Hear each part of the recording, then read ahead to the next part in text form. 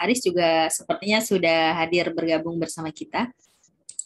Eh, Selamat siang peserta diskusi siang hari ini bertajuk Pelajar Memaknai Keistimewaan DIY di Masa Kekinian.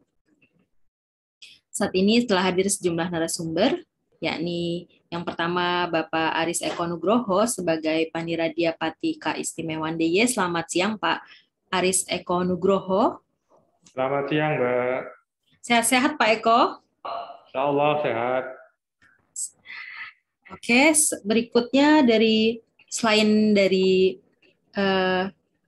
Paniradia Pati Keistimewaan DIY, Harian Jogja juga mengundang sejumlah adik-adik dari sejumlah sekolah menengah atas di DIY ya. Dan di sini sudah hadir yang pertama Mas Raditya Arendrasta dari SMA Muhammadiyah 2. Selamat siang Mas Raditya, sehat-sehat? Sehat Kak, Alhamdulillah sehat. Oke, baiklah. Kemudian Putri Sia Syara Trisinta dari SMA Staladu 1. Selamat siang. Dik Putri Sia Syara. Ya. Oke. Sehat-sehat ya. Lalu ada adik kita lagi yang satu nih dari SMA 3 Jogja, Mas Abiu Safa Bakas Pemuka. Selamat siang Mas Abiu. Selamat pagi Ibu. Oke. Ya. Diskusi hari ini mengenai pelajar memaknai keistimewaan dia di masa kekinian akan digelar kurang lebih sekitar 1 jam ke depan. Dan selain melalui aplikasi Zoom ini juga akan disiarkan secara langsung melalui kanal YouTube Harian Jogja. Jadi yang tidak bisa bergabung siang hari ini bisa menyaksikan di kanal YouTube Harian Jogja, juga di Facebook Harian Jogja. Dan diskusi ini terselenggara berkat kerjasama Harian Jogja bersama dengan Pemda DIY, juga sejumlah sekolah ya yang terlibat hari ini, dan Satgas COVID Republik Indonesia. Baiklah, kita mungkin akan mulai berdiskusi tentang pelajar memaknai keistimewaan DIY di masa kekinian. Kenapa kemudian diskusi ini kami gelar? Karena kami menganggap pentingnya untuk melestarikan nilai-nilai keistimewaan bagi generasi muda, terutama adik-adik yang sekarang masih duduk di bangku SMA ya. Apalagi kan untuk Undang-Undang Keistimewaan DIY ini sudah berjalan berapa tahun ya? Sudah dari sejak 2012 ya, Undang-Undang Nomor 13 tahun 2012 ini. Jadi sudah sangat lama sebenarnya. Tentunya dari sekian tahun Undang-Undang ini berjalan, tentu diharapkan nilai-nilainya sebenarnya sudah tersosialisasi atau sudah bisa dimaknai dengan baik oleh masyarakat DIY dan juga tentunya adik-adik di SMA di DIY ya, supaya benar keistimewaan ini tidak cuma sekadar undang-undang tentang terkait politik, terkait pemilihan, terkait kebudayaan, tapi juga mungkin apa nilai-nilai yang bisa dipraktikkan oleh adik-adik di sekolah dan di kehidupan sehari-hari.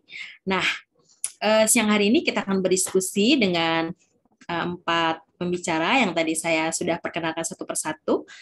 Saya ingin mulai dulu ini ke adik-adik kita ya, Pak Aris Eko Nugroho, ini ke bagian yang paling belakang nanti, untuk biar sekalian juga bisa mendengarkan ini unek-uneknya apa sih yang dipahami oleh adik-adik kita tentang keistimewaan DIY ini. Oke, yang pertama saya ingin minta adik Raditya Arendrasta dari SMA Muhammadiyah 2 ya untuk berbicara tentang keistimewaan ini. Nah, waktunya maksimal 10 menit, tidak usah panjang-panjang karena kita cuma 1 jam dan akan ada sesi tanya jawab setelah ini. Yang pertama mungkin Mas Raditya, apakah sudah pernah mendengar tentang sejarah keistimewaan DIY dan tahu nggak sih kita punya undang-undang keistimewaan ini, dan seperti apa yang diajarkan di sekolah sih tentang keistimewaan ini? Ya, selamat siang Kak. Ya, siang. Ini kita sama-sama belajar ya Kak, jadi kalau ada yang salah mohon dimaklumi. Ya, saya sudah tahu, saya sudah pernah dengar tentang apa itu keistimewaan DIY, apa itu undang-undang keistimewaan DIY.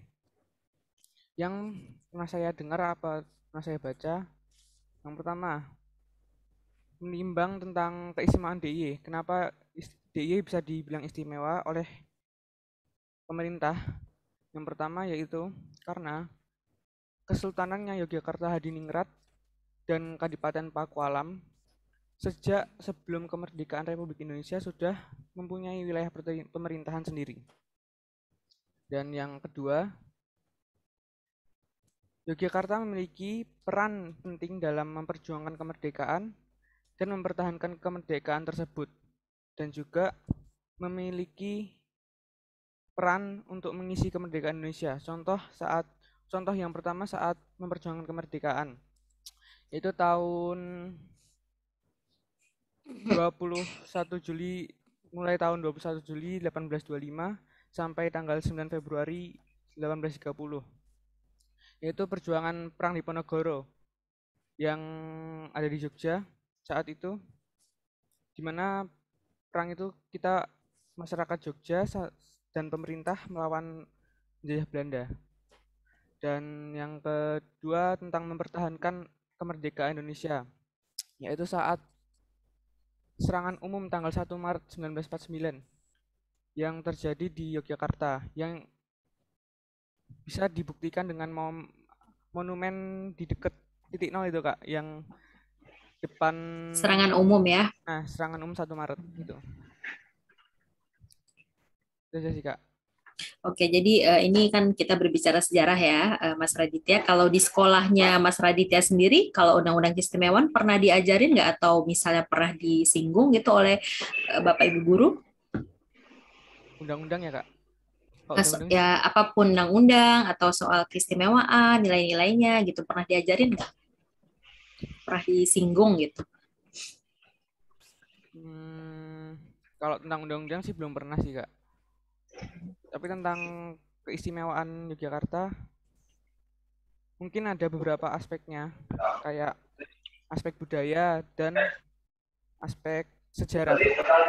Sejarah yang tadi itu. Kalau tentang budaya apa ya Kak kemarin?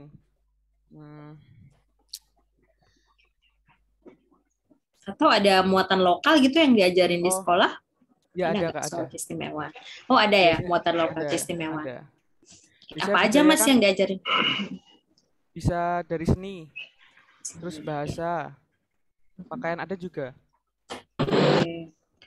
Itu juga salah satu bagian dari keistimewaan yang diajarkan melalui muatan lokal ya. Kemudian kalau Mas Raditya sendiri memaknai keistimewaan DIY itu apa sih? Misalnya apakah orang-orangnya atau kebijakannya atau karena ada rajanya gitu. Kalau di daerah lain kan nggak ada. Itu seperti apa sih kalau bagi Mas Raditya? Atau misalnya DIY kayak istimewa itu harus aman, harus apa ya? Kental nilai-nilai luhur gitu. Kalau menurut saya ya Kak, menurut saya sih di budayanya. Soalnya di dalam budayanya itu Jogja ada nilai-nilai etika, moral, dan pengetahuan. Contoh dalam pengetahuan yaitu pengetahuan tentang pertanian dan tata kota. Misal tata kota itu keraton loh Kak. Keraton kan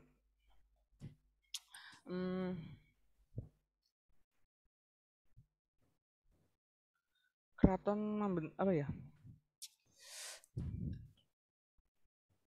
Kental ya budayanya, nilai-nilai budayanya gitu.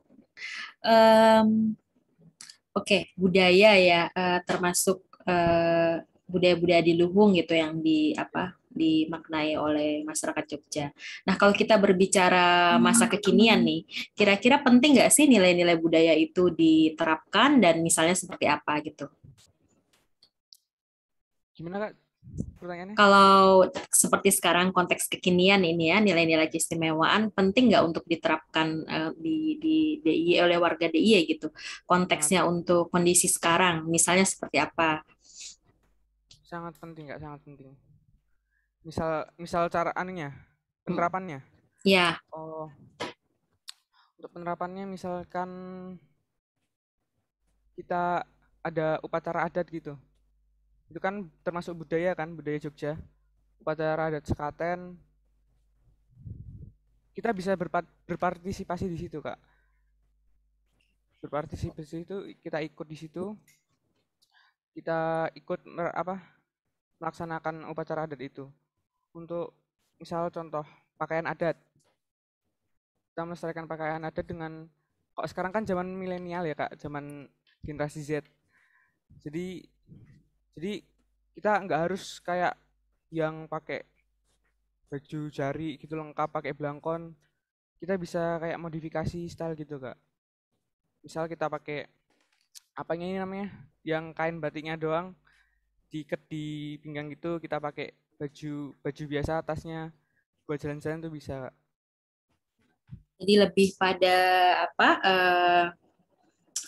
performance misalnya, atau mungkin konteks kekinian, nilai budaya, dia kan punya nilai-nilai budaya yang adiluhung gitu, konteksnya dengan kondisi sekarang misalnya eh, apa COVID atau pandemi, atau misalnya bagaimana kita menaati aturan, bagaimana kemudian anak-anak adik-adik misal tidak terlibat kenakalan remaja dan sebagainya. Itu nilai-nilai itu bisa nggak sih kalau menurut teman-teman diterapin di untuk teman-teman sendiri?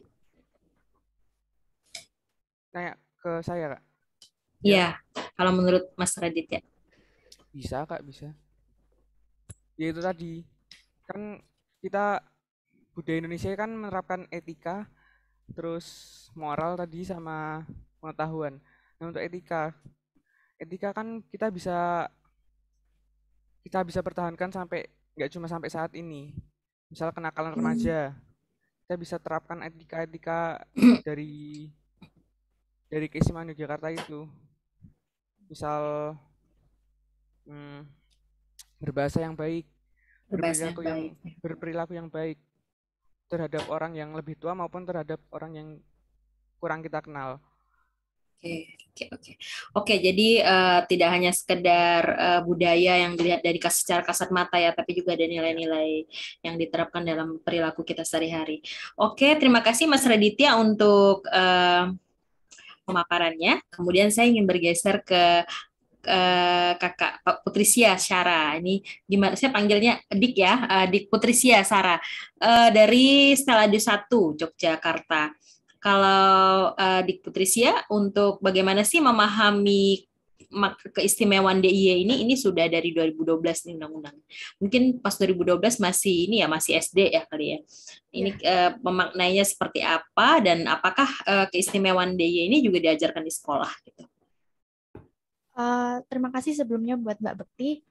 Kalau di sekolah saya sendiri di STC itu, kalau untuk materi pelajaran yang terkait sejarah keistimewaan atau undang-undang tuh sampai saat ini saya kelas 11 emang belum diajarkan. Cuman mungkin kalau di STC itu lewat ekstrakurikuler, kayak misalnya ada karawitan, itu kan ekskul gamelan gitu. Nah di STC muatan lokalnya tentang keistimewaan Jogja itu lewat situ, lewat budayanya. Terus juga sempat waktu itu kelas 10 ada materi pelajaran tentang seni budaya yang mengajarkan nari. Di situ kita ada praktek nari tari Jogja, nari Nawung Sekar juga waktu itu. Kalau di STC mungkin lebih ke aktivitas fisiknya sih. Kalau untuk materi pelajaran gitu sih belum ada sampai sekarang. Terus kalau saya memaknai keistimewaan Jogja itu, Jogja itu sebenarnya istimewanya tuh nggak cuma kota sih kalau menurut saya. Menurut saya orang-orang Jogja itu juga istimewa karena menurut saya pribadi orang-orang Jogja itu termasuk orang-orang yang ramah, yang sopan santunnya tuh masih tinggi gitu. Ini saya ngomong juga nggak berdasarkan kata-kata saya sendiri, tapi juga saya punya teman di luar kota yang bilang emang orang Jogja tuh orangnya ramah-ramah. Mungkin itu jadi salah satu keistimewaannya Jogja. Contohnya aja kalau misalnya ketemu orang yang nggak dikenal, bahkan nggak dikenal tuh kita tetap bahkan nyapa, salam gitu kan. Atau setidaknya senyum. Mungkin dari situ sih kalau menurut saya keistimewaan Jogja itu. Oke. Kalau kita bicara konteks kekinian nih, kekinian kan misalnya sekarang kan kayak dia misal ada tren maraknya kenakalan remaja, klitih misalnya yang kondang, atau sekarang ini kita sedang menghadapi pandemi nih kan masyarakat DIY. Apa sih nilai-nilai keistimewaan yang kita bisa terapkan di masa kekinian ini, bagaimana dari cara kita merespon kondisi-kondisi itu? Yang pasti sebagai pelajar masa kini, yang namanya klitih itu dihindari. Maksudnya manfaat klitih itu apa sih? Zaman sekarang itu cuma nyelakain orang, nggak ada gunanya. ya kita sebagai pelajar itu harusnya melestarikan budaya yang ada, kayak nari-nari gitu diikutin, atau budaya-budaya Jogja yang lain kayak sekaten atau gerobak molet itu dihargai. Terus juga bahasa Jawa gitu. Kalau di sekolah kan ada mata pelajaran bahasa Jawa, itu juga diikuti, disimak baik-baik. Jangan ikut-ikut yang kayak kelitih tawuran gitu. Apa sih gunanya sebenarnya gitu loh. Kita sebagai pelajar masa kini harusnya melestarikan budaya Jogja supaya Jogja itu nanti jangan namanya jadi kota kelitih yang udah sekarang kan julukan Jogja itu kota istimewa atau kota pelajar. Jangan sampai nanti jadi julukannya Jogja kota kelitih gitu. Kalau Mbak Putri sendiri, yang Mbak Putri ketahui tentang undang-undang keistimewaan itu apa sih, tahu nggak? Atau pernah diajarkan gitu? Kalau untuk sampai sekarang belum ya, cuma sekedar tahu aja ada undang-undang keistimewaan Jogja. Misalnya itu undang-undangnya ngatur soal apa sih, misalnya gitu? Tahu nggak? Mungkin ngatur ini ya, Jelas. soal pemerintahannya Jogja. Karena kan Jogja itu istimewanya karena di kota-kota lain itu pemimpin pemerintahan daerahnya itu gubernur, sedangkan Jogja ini dipimpin oleh sultan yang nggak bisa sembarang orang bisa daftar jadi sultan gitu kan. Kalau gubernur kan bisa semua orang, sedangkan sultan ini emang yang keturunan, mungkin istimewanya di situ. Dan lainnya, atau mungkin lainnya tahu nggak? Misalnya tanah, pertanahan, kelembagaan lain. Kalau itu Belum tahu. Oke. Tapi prinsipnya nilai-nilai keistimewaan itu bisa diterapin ya untuk perilaku kita sehari-hari gitu, supaya lebih ya berbudaya dengan melestarikan budaya-budaya yang sudah ada. Oke, terima kasih Kak Putri untuk penjelasannya. Saya akan terakhir ini dari teman-teman siswa sebelum saya bergeser ke Pak Aris Eko Nugroho, ke Mas Abiu Pemuka dari SMA 3 Jogja ya. Nah, Mas Abiu, kalau Mas Abiu sendiri apa sih bagaimana yang Mas Abiu maknai dari keistimewaan itu, keistimewaan DIY? Kalau saya sendiri, menurut saya keistimewaan Jogja itu personalnya, kota ini itu dia bisa modern, tapi di sisi lain keseimbangan budayanya itu selalu terjaga. Seiring berjalannya waktu, Jogja itu terus mengikuti perkembangan teknologi, perkembangan pembangunannya juga, tapi budaya itu tuh nggak hilang. Buktinya keraton masih berdiri dengan kokoh di situ. Jadi menurut saya itu, dan juga orang-orangnya sih, mungkin seperti tadi narasumber-narasumber lainnya udah bilang, kalau Jogja itu ciri khasnya berhati nyaman, orang-orangnya ramah, dan apa ya, punya daya tarik tersendiri. Makanya orang sering ingin kembali ke Jogja mungkin gitu. Oke, selain dari ramah, kemudian dari tampilan fisik itu, ada nggak sih nilai-nilai lain yang Mas Abiu maknai dari keistimewaan? Kalau saya sendiri, keistimewaan itu, saya suka belajar mengenai sejarah keistimewaan ini, karena di situ kita belajar kalau Yogyakarta itu amat sangat besar perannya kepada Indonesia. Dengan dulu sejarahnya saya pernah baca-baca, ada amanat 5 September, di situ Sultan Hamengkubuwono ke-9 memberikan wilayah keraton dan juga Kadipaten Pakualaman untuk bergabung menjadi Indonesia. Lalu ketika waktu itu Indonesia sudah hilang secara de facto, Sultan Hamengkubuwono IX mencetuskan ide untuk melakukan serangan ke Sultan untuk mengejutkan Belanda lewat serangan umum 1 Maret. Itu menurut saya merupakan hal-hal yang istimewa yang mungkin tidak semua kota atau provinsi mempunyai sejarah itu ya, mempunyai value itu. Kalau di sekolahnya Mas Abiu, diajarin nggak soal nilai-nilai keistimewaan? Misalnya lewat muatan lokal, ada nggak di muatan lokal, materi muatan lokal?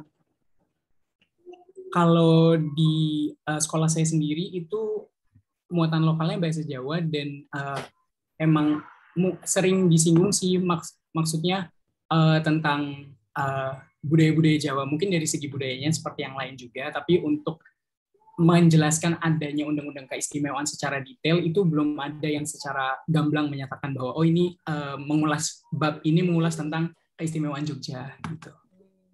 Jadi lebih kepada budaya ya, nilai-nilai budaya kayak gitu, yang secara kasat mata fisik lah ya, misalnya kesenian dan sebagainya.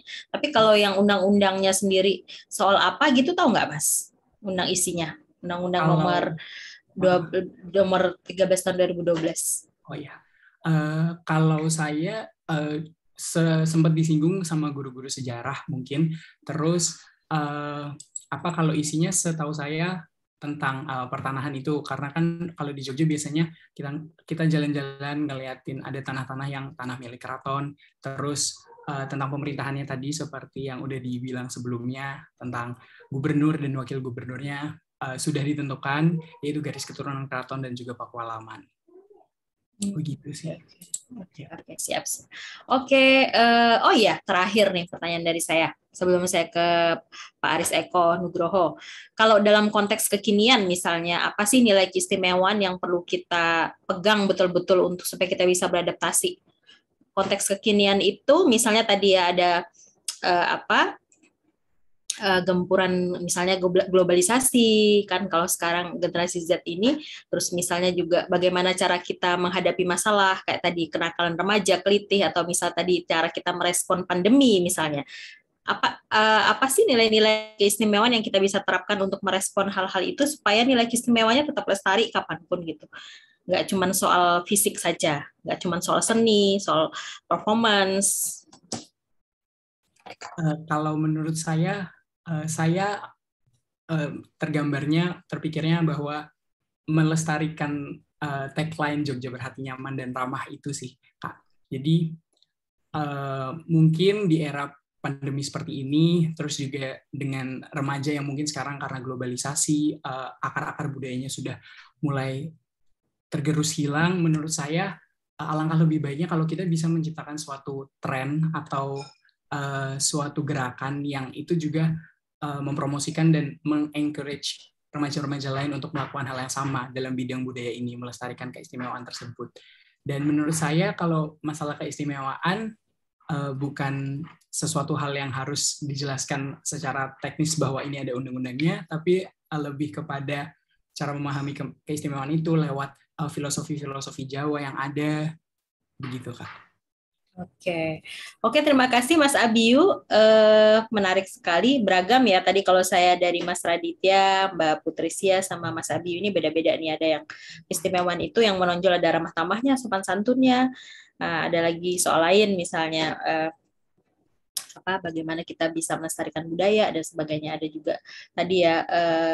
Kalau istimewa itu ciri khasnya ya karena dia gubernurnya raja gitu, ada yang memahaminya seperti itu. Nah, saya ingin bergeser ke Pak Aris Eko Nugroho dari Paniradia Keistimewaan DIY nih.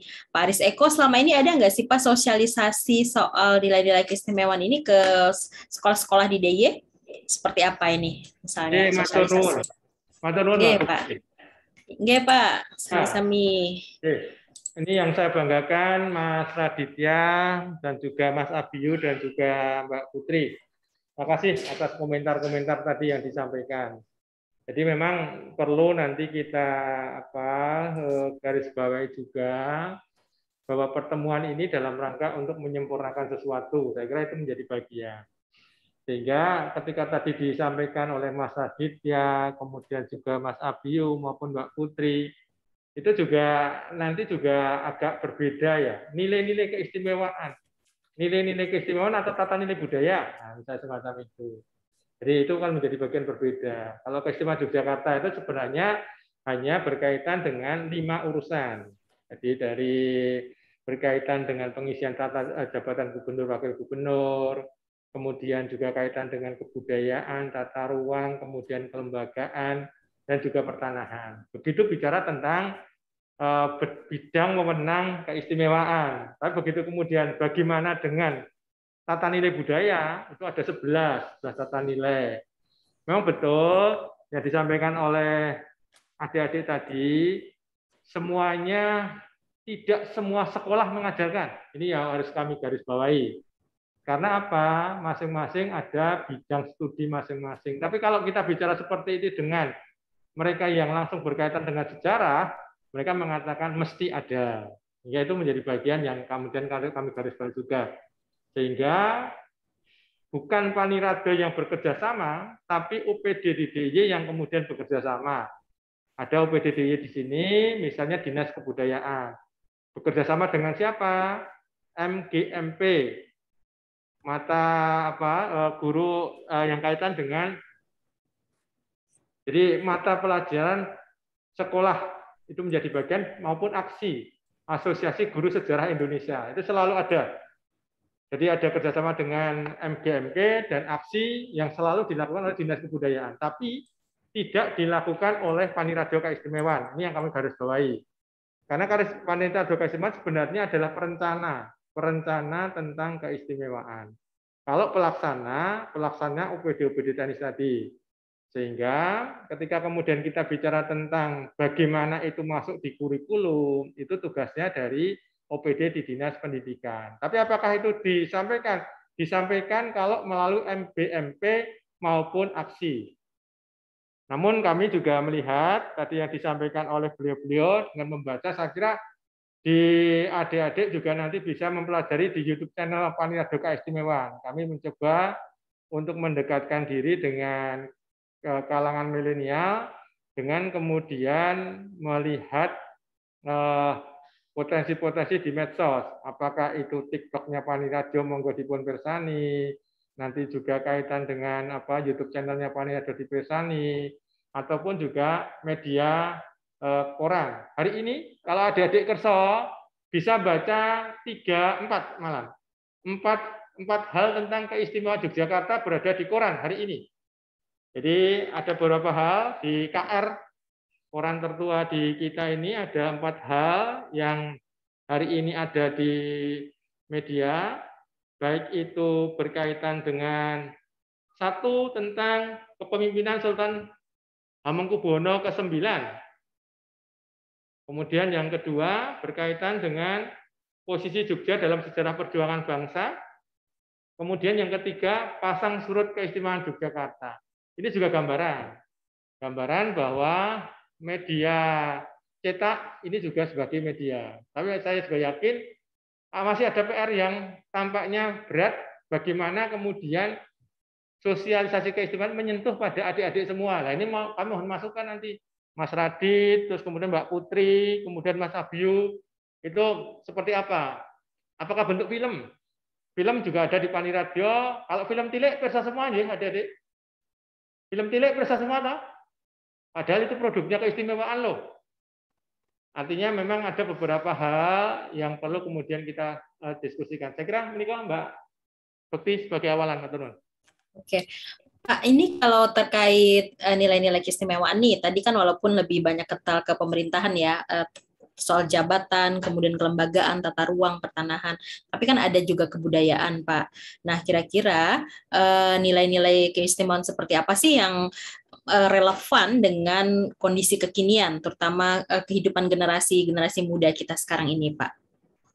Yang relevan bisa dilihat dari tata nilai moral, itu menjadi bagian. Tadi saya lihat tadi dari Diabio sudah menceritakan bagaimana tentang peran dari Ngaso Dalem yang ke-9, itu moral. Bagaimana beliau berjuang tanpa pamrih untuk rakyatnya, bagaimana kemudian tanah dipergunakan untuk masyarakatnya, bagaimana beliau mementingkan orang lain daripada diri sendiri, termasuk membiayai negara yang baru tumbuh. Artinya itu menjadi nilai moral yang bisa juga dari nilai keistimewaan. Walaupun sebenarnya kalau kemudian kita bicara tentang nilai tadi, ini termasuk nilai-nilai budaya yang ada di Perda 4 tahun 2019. Yang isinya 14. Mungkin saya sebutkan, 14 itu 1 kaitan dengan tata nilai regio spiritual. Jadi tentang keagamaan, kemudian yang kedua tata nilai tentang moral, kemudian juga ada tata nilai tentang kemasyarakatan, ada juga tata nilai tentang adat dan juga tradisi, kemudian ada tata nilai tentang pendidikan pengetahuan, ada teknologi, kemudian penataan ruang dan struktur, dan arsitektur, kemudian juga ada mata pencaharian pun juga menjadi bagian tata nilai. Kemudian ada tata nilai kesenian, kemudian ada tata nilai bahasa, ada tata nilai tentang benda cagar budaya dan kawasan cagar budaya, ada tata nilai kepemimpinan dan kepemerintahan, kejuangan dan kebangsaan, dan yang terakhir tata nilai tentang semangat kejogjakartaan. Ya, yang terakhir ini menjadi bagian yang kami ulas. Semangat tata nilai kejogjakartaan ini isinya adalah gotong royong, greget, sawiji, sengguh, ora mingkuh. kebersamaan di dalam menuju titik sasaran. Jadi begitu Mbak Bekti. Oke. Pak, kira-kira bagaimana sih ini maksudnya nilai-nilai keistimewaan ini supaya bisa diterapkan dalam kehidupan sehari-hari, jadi tidak cuma sekedar fisik ya, misalnya dengan performance, kebudayaan, kesenian, sebagaimana supaya nilai-nilai yang non fisik, yang tidak kasat mata, yang karakter gitu, itu bisa melekat ke masyarakat. Ini bagaimana upaya yang mungkin dilakukan oleh Paniradia Keistimewaan dia sendiri? Sosialisasinya seperti apa? Ya, kalau kami lewat film, Mbak. Jadi kami lewat film, nanti silahkan Persani, misalnya film Pemean, itu tentang kakek gelduk kurang udan, orang banyak ngomong, tapi kemudian tidak sesuai dengan kenyataan, misalnya seperti itu. Kemudian juga ada juga kegotong royongan, itu nanti juga monggo dikonversasi di film Paniradia. Jadi kami melalui media film salah satunya, tapi kami sebenarnya berharap bisa nggak kalau itu melalui game. Ini yang kami belum dapat ya. Jadi kalau misalnya melalui game, karena yang saya sekarang ini adik-adik banyak lebih suka gamenya daripada membaca ya. Enggak, tadi yang saya sampaikan tadi, saya 4 tadi, saya yakin loh. Tapi nyun sewu kalau saya salah, tolong saya dibenarkan ya adik-adik ya. Adik-adik ada yang baca enggak koran tadi? Yang 4 tadi? Ada enggak? Saya enggak yakin beliau-beliau baca itu. Tapi kalau baca medsos, Pak. Nah, baca medsos dan intinya Twitter dan menghujat. Nah, nyun sewu lah. Ini juga harus yang ini kami saya terima kasih sekali karena masukan-masukan ini kan menjadi bagian pencerahan kita. Tapi kami ada juga yang perlu kami garis bawahi. Jadi terus kemudian pemerintah harus bagaimana, itu juga kami diberi masukan. Karena itu menjadi bagian kata kunci berikutnya. Jadi koreksi kami terima, kemudian kami setelah koreksi kan kami harus berbuat sesuatu. Lah kami juga mungkin diberi masukan. Dan tidak ada mungkin yang sewu, ini juga hanya bertanya aja. Dek Radit, Mbak Putri maupun yang Mas Abyu itu bagian sejarah atau IPA ya? Di sekolahnya? Jurusannya ya. Saya IPA, Pak. IPA. Mas Radit IPA? Iya. Mbak Putri? Iya. IPA? Iya. Mas Abyu? Juga IPA, Pak. Nah, itu Mbak. Yang IPS belum ada. Enggak, maksud saya cuma berguru aja. Artinya ada bagian IPS yang, kalau ada IPS kan IPS mungkin juga menjadi pembanding juga. Oke. Pak, kalau menurut Pak Aris Eko Nugroho sendiri, apa sih sekarang nilai-nilai yang di kalangan generasi muda yang itu luntur gitu ya, nilai-nilai keistimewaan DIY yang luntur sehingga itu yang harus digenjot, yang sosialisasinya. Misalnya kan sekarang ini banyak kelitih misalnya, atau orang nggak patuh dengan protokol COVID misalnya, kan patuh protokol COVID juga bagian dari kita berbudaya ya, maksudnya patuh terhadap misalnya himbauan kayak gitu. Apa sih Pak yang kebanyakan luntur sekarang di kalangan generasi muda ini di DIY? Kalau saya Mbak, tadi kan sempat disebut kelitih, kemudian orang suruh bermasker juga tidak mau bermasker. Itu tadi juga sudah disampaikan Mas Raditya. Jadi kaitan dengan moral. Moral itu memang menjadi bagian yang harus kemudian kita benahi bersama. Contoh, waktu saya kecil, kalau ada orang tua duduk, nggak mungkin saya lewat di depannya itu kemudian hanya lewat saja. Mesti kami akan mengatakan nyun sewu, kulon nuwun, derek langkung, itu mesti akan kami lakukan. Tapi kalau anak muda sekarang, ada beberapa yang masih melakukan.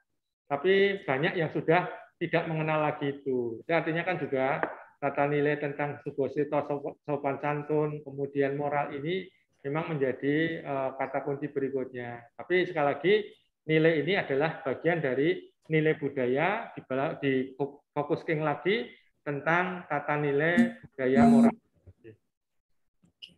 Oke, kalau terakhir ini Pak, sebelum saya buka sesi pertanyaan, untuk kalangan warga DIY yang menjadi target prioritas sosialisasi nilai-nilai keistimewaan ini, apakah generasi Z ini menjadi kalangan yang prioritas, Pak Eko?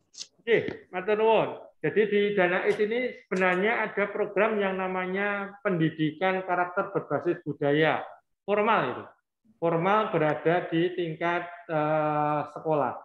Di sini ada peningkatan kapasitas kemampuan guru dan juga siswa baik itu berkaitan sejarah, kemudian berkaitan seni, berkaitan budaya, itu lebih dari 200 guru yang terlibat dan lebih dari 104 sekolah yang juga terlibat. Tapi memang belum semuanya. Inilah yang menjadi bagian PR. Kemudian kami kerjasama dengan tadi MGMP dan AKSI. Tapi nyun sewu MGMP-nya saya itu agak lupa singkatannya. Tapi mata pelajaran intinya semacam ini kok. MP-nya mata pelajaran. Tapi MG-nya itu apa? Guru mata pelajaran apa ini misalnya? Kebudayaan ya? Ada sejarah. Oh, sejarah. Ya, budaya. Bahkan nyun sewu, tadi Adik Putri dari Stadus ya. Kemarin kami kerjasama dengan Bosda. Jadi kerjasama dengan Bosda untuk kemudian menampilkan permainan anak. Jadi kerjasama permainan anak dari gogak sodor, Sunda kelapa atau Sunda apa, jadi engklek dan sebagainya. Kemudian semacam lomba lari dengan teklek tapi yang panjang, kerjasama. Ini kami lakukan tapi tahun 2019. Kami kerjasama dengan Bosda. Nah ini saya kira kerjasama semacam ini juga bisa. Jadi dalam rangka untuk kemudian memelihara mengembangkan kebudayaan khususnya permainan tradisional. Oke. Kalau ini Pak terakhir, sorry satu lagi terakhir nih saya pengen clearkan sama Pak Aris Eko Nugroho. Kalau nilai-nilai keistimewaan ini apakah tidak ada kebijakan misalnya kerjasama dengan juga dinas pendidikan ya untuk mewajibkan misalnya menjadi mata pelajaran di muatan lokal atau apa? Ada nggak kewajiban seperti itu atau selama ini inisiatif dari sekolah sendiri? Enggak, tetap enggak ada Mbak inisiatif dari sekolah. Inisiatifnya tetap dari dinas pendidikan Mbak. Oh, jadi, dinas pendidikan. Ya, yang kami sebutkan tadi pendidikan karakter itu berada di dinas pendidikan. Di situ ada peningkatan pemahaman tentang sejarah, seni, budaya itu dilakukan oleh dinas pendidikan. Kemudian juga ada pendidikan berbasis budaya ini juga dilakukan oleh dinas pendidikan. Bahkan kemudian juga ada bahan ajar dan media pembelajaran pendidikan karakter. Ini juga dilakukan oleh dinas pendidikan. Jadi semua dilakukan dinas pendidikan. Dan satu catatan Mbak yang perlu kami sampaikan. Panirado keistimewaan ini perencana Mbak. Kalau pelaksananya nanti OPD teknis. Jadi kalau pelaksanaan tentang tari-tarian dinas kebudayaan. Pelaksanaan tentang pembelajaran kurikulum itu berada di dinas pendidikan. Pendanaan dari mana? Dari dana keistimewaan Mbak. Yes. Oke. Siap. Oke. Terima kasih Pak Aris Eko Nugroho, pemaparannya cukup lengkap ya. Saya akan membuka sesi pertanyaan. Kalau misalnya tidak hanya bertanya sih, tapi kayak yang ingin menanggapi juga boleh. Misalnya yang ingin menanggapi makna keistimewaan menurut saya seperti apa, misalnya seperti itu juga boleh. Nah, ini bisa melalui fitur raise hand. Kalau ingin berbicara secara langsung, secara interaktif, atau juga bisa melalui chat di fitur Zoom ini ya, ada fitur chat, bisa mengetik pertanyaan di situ, atau yang ingin berkomentar soal keistimewaan ini juga boleh. Nah, sembari menunggu untuk yang ingin bertanya, saya ingin lempar lagi nih kepada adik-adik kita yang hadir siang hari ini sebagai pembicara.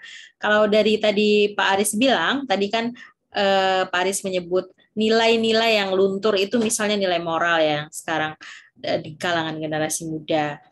Yang kemudian banyak menjadi keresahan itu kenapa misalnya banyak kelitih atau misalnya orang tidak taat pakai masker gitu kan, imbauan pemerintah, dan sebab prokes tidak taat untuk melakukan prokes gitu. Nah ini tanggapannya seperti apa ini atas apa yang disampaikan Pak Aris tadi? Boleh nih siapa duluan, Mbak Putri atau Mas Abiyu atau Mas Raditya yang ingin menanggapi pemaparannya Pak Aris? Mas Abiyu mungkin ya, sepertinya sudah ingin berkomentar ya, Mas Abiyu? Sebenarnya belum, Bu. Kalau saya sendiri ya miris dengan fakta tersebut ya. Dan mungkin kita sebagai generasi muda, langkah-langkahnya mungkin kita bisa lebih mengedukasi diri sendiri, dan mungkin sekarang ada istilah learn and relearn. Jadi kita belajar hal baru, tapi juga kita mempelajari ulang hal-hal yang sebelumnya udah pernah kita pelajari, yang mungkin itu membawa kesalahan mindset pada diri kita yang sekarang. Jadi mungkin itu bisa diterapkan untuk seperti tadi perihal unggah-ungguh, atau mungkin tutur kata dan sopan santun yang sudah mulai tergerus, ini bisa diubah untuk kedepannya bisa lebih baik lagi, lebih Jogja lagi, lebih ya. Termasuk tidak ikut geng-geng kelitih ya, termasuk Iya, melestarikan keistimewaan itu termasuk tidak terlibat dalam kenakalan remaja misalnya. betul sekali. Kalau Kalau ya. ya silakan kalau masih ingin menyampaikan unek-unek. Kalau menurut saya semuanya lebih berawal dari keluarga dan juga pendidikan pertama, karena mungkin itu adalah dasar dari kehidupan setelahnya di masa-masa remaja. Jadi mungkin edukasinya bisa lebih kepada orang tua juga. Ke keluarga ya. Wah, menarik ini. Nanti saya minta tanggapannya Pak Aris Eko Nugroho ini soal usulannya Mas Abiyu, bahwa ternyata untuk menerapkan nilai-nilai keistimewaan ini juga yang penting, yang juga perlu mendapat sosialisasi juga termasuk keluarga ini Pak katanya, karena kan kita kuncinya berawal dari keluarga ya. Kalau misalnya tidak bisa menjalankan itu, nanti tentu akan berefek di kemudian hari pada anak-anak. Nah, Pak Aris Eko Nugroho, apakah keluarga juga menjadi target ini Pak selama ini, fokus dari Paniradia untuk sosialisasi keistimewaan ini Pak? Iya Mbak. Jadi benar yang disampaikan di Abio tadi, karena memang berkaitan dengan tata nilai moral itu kan dimulai dari diri manusia itu sendiri.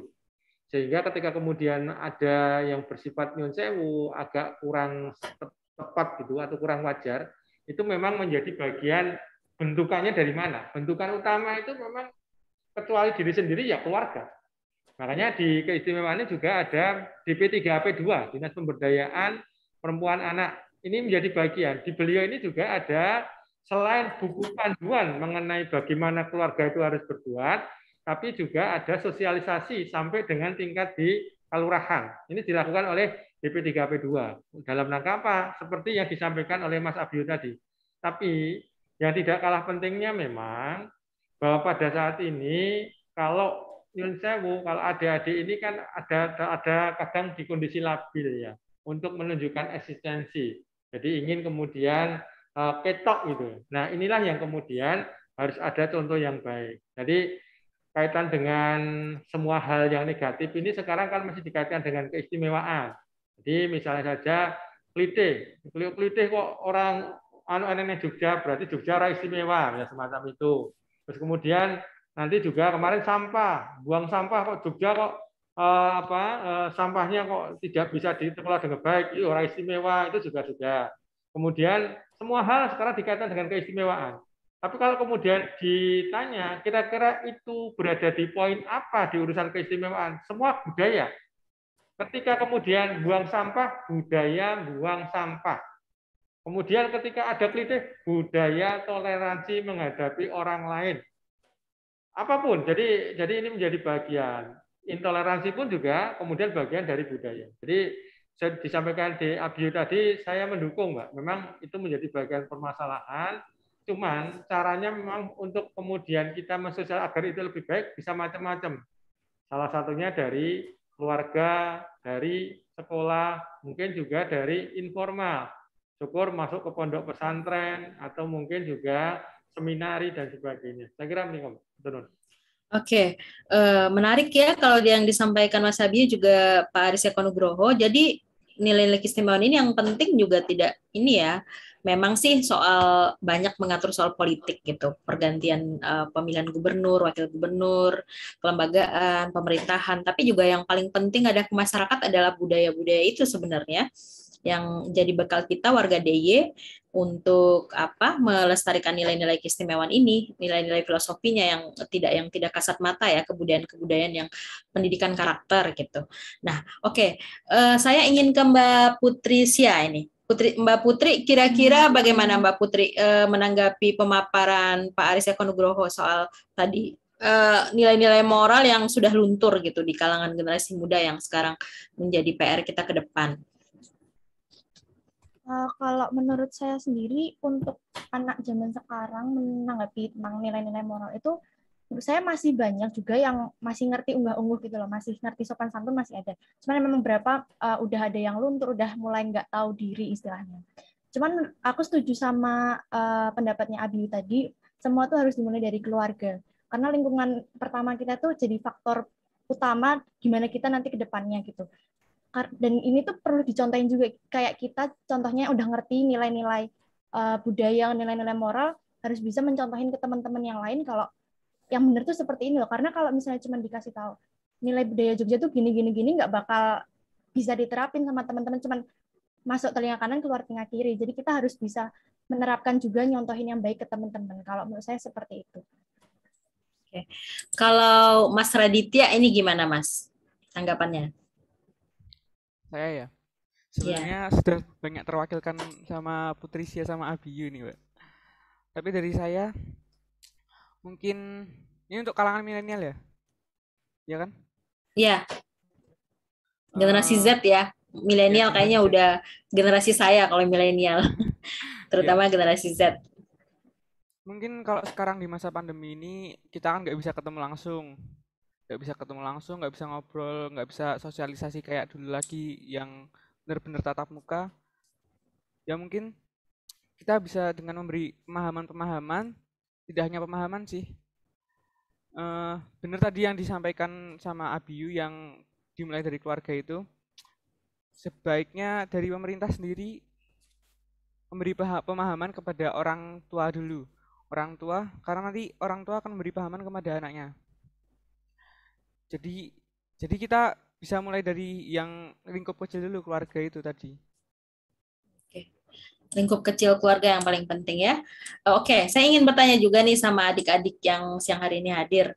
Nah, di apa nilai-nilai keistimewaan DIY, dasar nilai-nilai dasar keistimewaan DIY itu yang patut dipahami generasi muda itu, misalnya ada istilah apa Hama Mayu Hayuning Bawana misalnya, terus kemudian Sangkan Paraning Dumadi. Nah, ada istilah-istilah itu, menjaga sikap dan perilaku manusia yang selalu menjaga keseimbangan. Misal ada juga istilah manunggaling kaula lan Gusti. Nah, teman-teman ngerti memahami nggak istilah-istilah itu?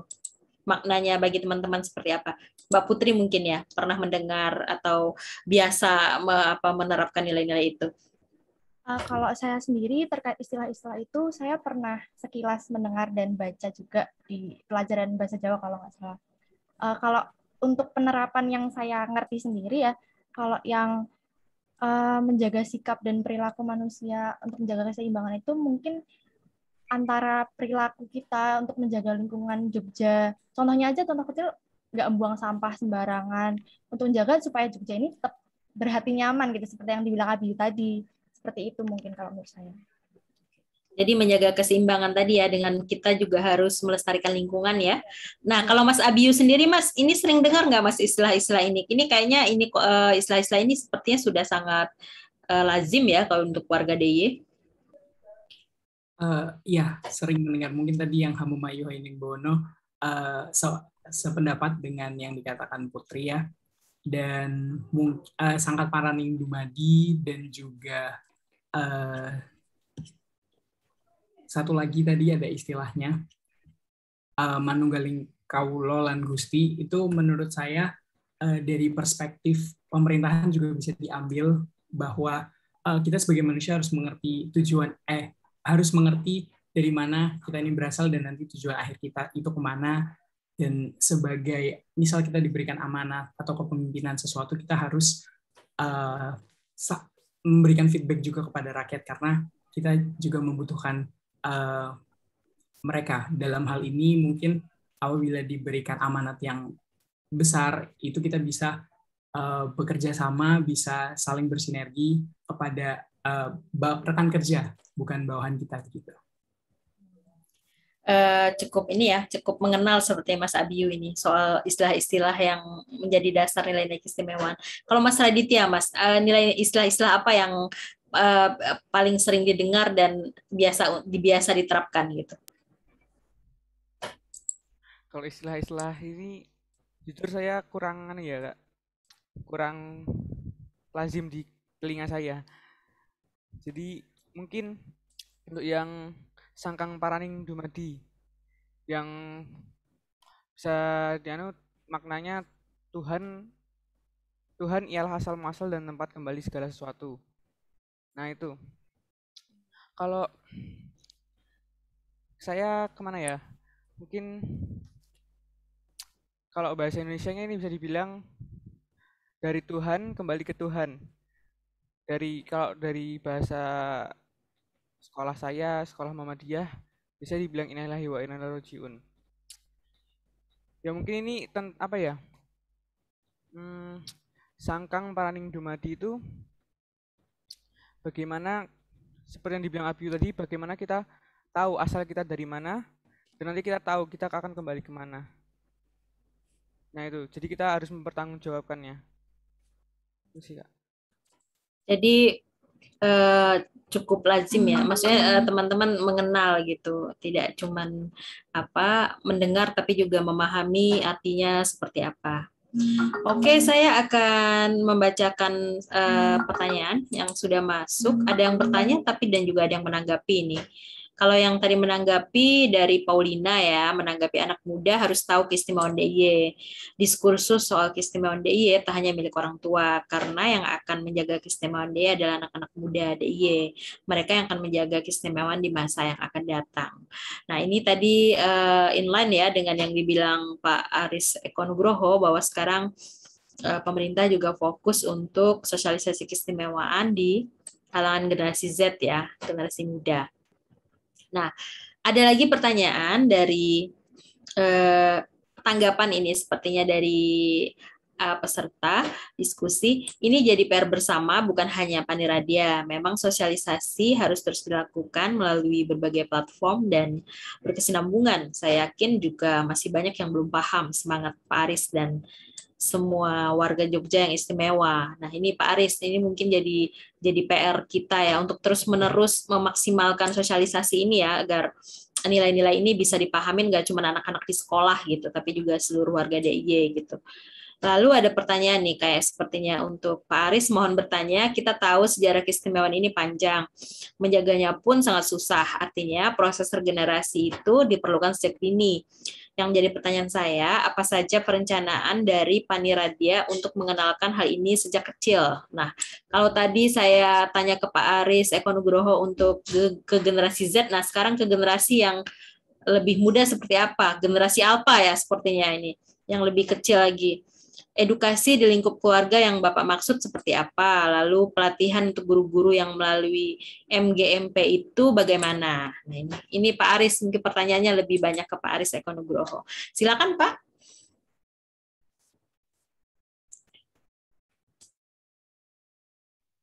Iya, Mbak Bekti. Jadi kita bukan pelatihan pada MGMP sama aksi ya.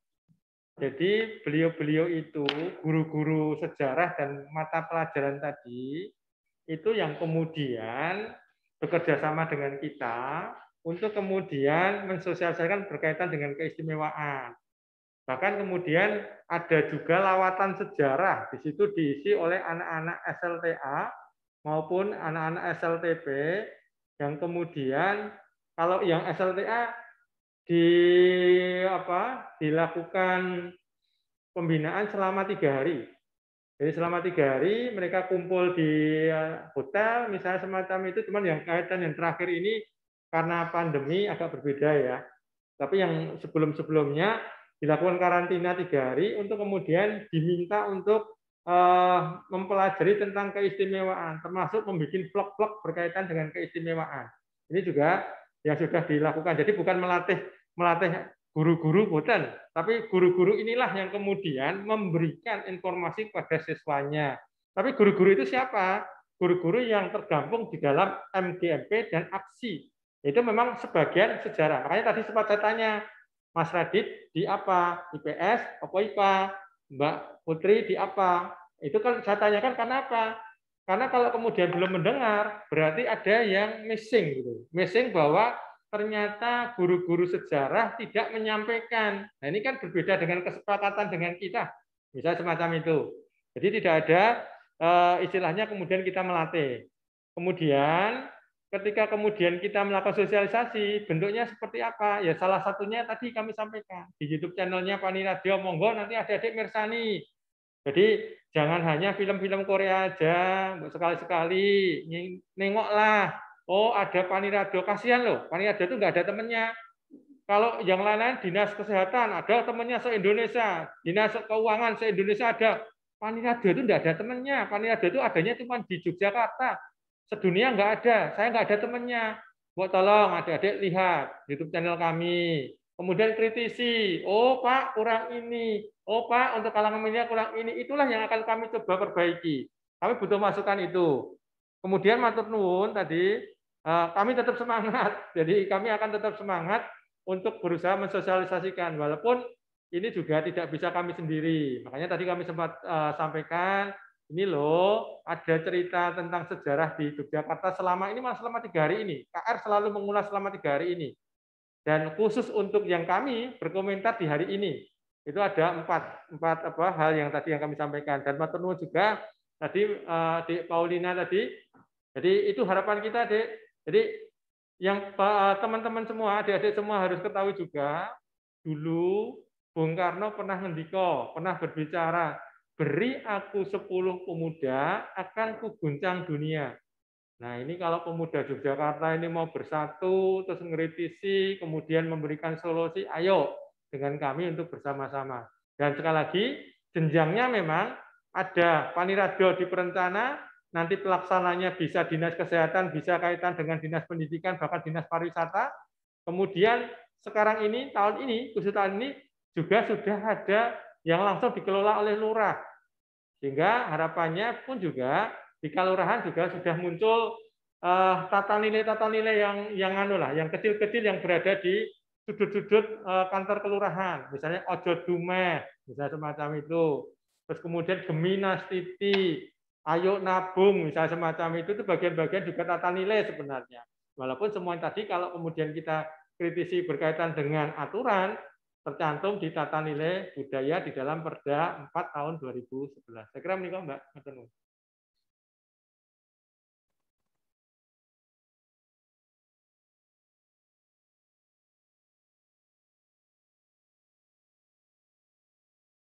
Maaf Mbak Bekti, kelihatannya masih di mute. Oh iya ya, oke. Ini karena ini masih ada pertanyaan atau pernyataan ya ini. Saya bacakan saja ya, tapi karena waktunya tidak cukup, mungkin saya bacakan saja, jadi tidak perlu ditanggapi. Ini pertanyaan Mas dan Mbak. Saya yakin Mbak dan Mas seperti saya saat ini karena belajar banyak dari Pak Aris. Ternyata keistimewaan itu dalam maknanya, tapi proses implementasinya bisa sederhana, hal-hal yang sederhana ya tadi Mbak Putri juga bilang kalau kita mau menjaga nilai-nilai keseimbangan ya misalnya kita menjaga lingkungan gitu, tidak membuang sampah sembarangan, itu praktik hal-hal yang sederhana yang sebenarnya bisa kita lakukan. Nah kira-kira kalau Mas dan Mbak ngobrol sama keluarga dan teman setelah talk show ini, apa yang Mas dan Mbak akan bagikan, dan tertarik nggak sih belajar soal hal ini gitu, nilai keistimewaan. Tapi sayangnya ini waktunya kita terbatas, tinggal 2 menit, jadi karena diskusi kita cuman berlangsung 1 jam, saya terakhir akan minta closing statement nih dari satu persatu pembicara kita siang hari ini. Yang pertama dari siapa dulu ya ini? Mas Abiyu dulu deh, closing statement-nya seperti apa terkait diskusi kita siang hari ini. Kalau dari saya, semoga kita semua warga Jogja yang istimewa bisa terus melestarikan budaya dan bisa lebih paham lagi, lebih teredukasi mengenai keistimewaan ini. Enggak cuma remaja, tapi juga mungkin kalangan yang lebih tua, misal dari orang tua, dan semuanya bersinergi untuk mewujudkan Jogja yang lebih istimewa, yang nanti akan mencetak generasi-generasi yang istimewa pula ke depannya. Oke, terima kasih Mas Abiyu, menarik sekali closing statement-nya. Kemudian Mas Raditya, yang ingin disampaikan sebagai pernyataan penutup. Ya, semoga dengan pertemuan kita hari ini bisa saling belajar, saling menukar ilmu, bertukar pikiran, dan untuk tidak hanya masyarakat Jogja, semoga budaya Jogja ini bisa dikenal. Nggak hanya di Jogja saja, tapi bisa di seluruh Indonesia, kalau bisa malah langsung ke dunia gitu. Ya, Pak.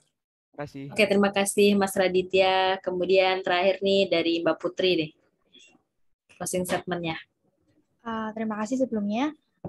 Untuk teman-teman Jogja, masyarakat Jogja, ayo kita sama-sama jaga julukan kota Jogja ini sebagai kota yang istimewa, contohnya dengan melestarikan budaya yang ada, terus menjaga lingkungannya supaya Jogja ini tetap nyaman dan aman, hindari juga yang namanya kelitih, kejahatan, terutama bagi para pelajar ya, tawuran, itu apa sih manfaatnya gitu kan. Kita lebih baik menjaga dan melestarikan budaya yang ada supaya Jogja ini semakin dikenal sama dunia, bahkan Indonesia juga gitu. Dan jangan sampai kota Jogja ini berubah julukan yang tadinya kota istimewa, kota pelajar malah jadi kota kelitih seperti itu. Terima kasih. Oke, terima kasih Mbak Putri. Terakhir Pak Aris Eko Nugroho, Pak, closing statement untuk diskusi siang hari ini, Pak, yang bisa disampaikan untuk warga DIY. Iya, matur nuwun. Jogja itu punya budaya adiluhung. Dan budaya adiluhung itu yang bisa menjaga adalah generasi muda. Jadi kami berharap dengan kita ada diskusi seperti siang ini menjadi bagian pencerahan bagi kita. Bahwa ternyata ada hal-hal yang perlu digali dari Yogyakarta, tidak harus kemudian ke luar negeri. Luar negeri boleh, tapi jangan sampai kemudian meninggalkan budaya-budaya yang sudah ada. Budaya yang baik tetap dipelihara, dan jangan sampai budaya yang baik itu menjadi hilang dengan sendirinya. Karena kalau adik-adik juga bisa melihat, kalau di Jepang itu begitu nyabrang jalan, selesai nyabrang, mereka menyatakan terima kasih terhadap mobil yang sudah lewat. Nah, ini di Yogyakarta, kalau tidak menjadi bagian yang kita pelihara, nanti akan bisa hilang. Dan ini siapa yang kemudian bisa memunculkan ini kembali, yaitu kita bersama, terutama adik-adik tadi. Apalagi tadi juga waktu Undang-Undang Keistimewaan dimunculkan, ada yang masih SD. Artinya itu menjadi bagian pelajaran berat bagi kita, bagaimana kita agar dapat menjadikan masa lalu, kemudian masa sekarang, itu akan lebih baik di masa mendatang. Saya kira menikah, Mbak. Oke, matur nuwun Pak Aris Eko Nugroho untuk closing statement-nya. Saya tidak akan menyimpulkan diskusi hari ini, tapi ada beberapa poin penting yang perlu saya highlight, terutama mengenai talk show kita bertema pelajar memaknai keistimewaan DIY di masa kekinian ya, bahwa tadi benang merahnya adalah kita perlu melestarikan nilai-nilai keistimewaan yang tak hanya fisik ya, tidak hanya secara kasat mata, seni, budaya, performance, tapi juga dari karakter itu yang penting, karena tadi Pak Aris Eko Nugroho bilang kita perlahan ada nilai-nilai moral yang mungkin sudah terkikis, sudah bergeser gitu di dia, yang itu jadi keprihatinan kita bersama, karena nilai-nilai inilah, pendidikan nilai-nilai atau pendidikan karakter inilah sebenarnya yang bikin kita istimewa gitu. Nggak cuman keistimewaan tidak cuman soal politik, tidak cuman soal pemerintahan, kelembagaan, tapi yang terpenting juga nilai-nilai filosofi, budaya-budaya Jogja yang adiluhung bisa dipraktikin oleh warga Jogja, terutama di kalangan generasi muda. Dan tadi Pak Aris dan teman-teman juga bilang bahwa pentingnya nilai-nilai keistimewaan ini bermula dari keluarga, dari lingkup keluarga dulu yang paling kecil, agar kemudian bisa berlanjut ke generasi-generasi yang akan datang. Terima kasih kepada seluruh narasumber yang sudah bergabung di siang hari ini, Pak Aris Eko Nugroho dari Paniradia Patika Istimewaan DIY, kemudian Mas Raditya Arendrasta dari SMA Muhammadiyah 2, lalu ada Mbak Putri Syasara Trisinta dari SMA Astaladus 1, dan terakhir Mas Abi Yusuf Bakas Pemuka dari SMA Negeri 3 Jogja. Dan saya sampaikan kembali bagi teman-teman yang siang hari ini tidak sempat bergabung melalui Zoom, bisa menyaksikan diskusi siang hari ini melalui kanal YouTube Harian Jogja dan media sosial Facebook Harian Jogja yang ingin tahu soal diskusi siang hari ini. Saya mohon maaf kalau ada kekurangan di siang hari ini. Terima kasih kepada semua pihak yang terlibat. Terima kasih untuk kerjasama antara Harian Jogja dengan Pemda DIY, juga dengan sejumlah sekolah yang terlibat siang hari ini. Oke, kita berjumpa lagi di lain kesempatan dan selamat siang. Terima kasih Pak Aris Eko sudah meluangkan waktu hari ini. Sehat.